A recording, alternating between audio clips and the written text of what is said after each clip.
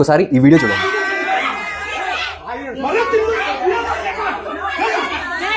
ఎప్పుడైనా సరే మీ ఫ్యామిలీ మెంబర్స్లో ఒక పర్టికులర్ పర్సన్ పైన ఎఫ్ఐఆర్ అయినప్పుడు ఆ పర్టికులర్ పర్సన్ కనపడపోయేసరికి మీ ఫ్యామిలీ మెంబర్స్లో ఎవరున్నా సరే వాళ్ళని తీసుకెళ్లి పోలీస్ స్టేషన్లో పెట్టొచ్చా ఈ వ్యక్తిని ప్రెజరైజ్ చేయడానికి అన్న విషయాన్ని ఈరోజు మాట్లాడుకోబోతున్నాం.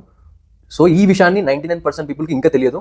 సో వీలైనంత వరకు ఈ వీడియోని షేర్ చేయండి. ఇంకొకటి ఈ ఛానల్ని ఫాలో చేసుకోండి for more legal updates. So coming to our video, ఇలా చేయటం చట్టరీత్యా నేరం, దీన్ని ఇల్లీగల్ డిటెన్షన్ అని అంటారు. సో ఇలా చేస్తే ఈ 2 స్టెప్స్ని గుర్తుపెట్టుకోండి. ఫస్ట్ స్టెప్ ఏంటంటే మీరు రిటర్న్ కంప్లైంట్ ఇవ్వండి ఒక ఎస్పీ సార్కి, అంటే ఎవరైతే సుపీరియర్ పోలీస్ ఆఫీసర్ ఉంటారో.